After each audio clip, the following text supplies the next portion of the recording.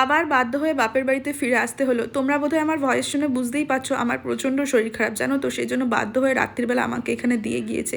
এত শরীর খারাপ, বিছানা থেকে উঠতেও পারছিলাম, তাই নিয়মিত ব্লগও ছাড়তে পারছি না। এদিকে মাম্মামকে দেখে তো আমি দিনে দিনে অবাকই হয়ে যাই, এত বয়সেও সমস্ত কাজ নিয়মিত একা করে।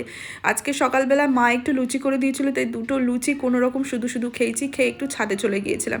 ছাদে গিয়ে ফুল গাছটা দেখলাম, পুজোর সঙ্গে একটু ঘুরছিলাম, রোদ্দুরটাও বেশ ভালো লাগছিলো, কারণ প্রচণ্ড গলা ব্যথা, কথাই সেরকম বলতে পারছি না, তার সঙ্গে জ্বরটা একটু নেমেছে সকাল থেকে, সেই জন্য। আর এদিকে জানো তো, এই রাস্তা দেখলে না, চারিদিকটা দেখলে আমার ভীষণ মন ভালো হয়ে যায়। আর এদিকে দেখো আমাদের বেল গাছটা কত বেল ধরেছে, জানো তো আমার বাপের বাড়ির সব থেকে বেশি ভালো লাগে কোনটা, চারিদিকে এই সবুজটা। এখানে আসলে যেন সমস্ত রোগ এক নিমিষে চলে যায়। তারপর সকাল সকাল মা বললো স্নানটা সেরে নে, বেলা হয়ে গেলে আরও ঠান্ডা লাগবে। মাম্মাকে এখন নিয়ে যাচ্ছে রোদ্দুর কোথায় সেখানে, চুলটা শোকাবো, কারণ অনেকদিন পর শ্যাম্পুটাও করেছি। চলো আজকের মতো ভিডিওটা এখানেই শেষ করছি।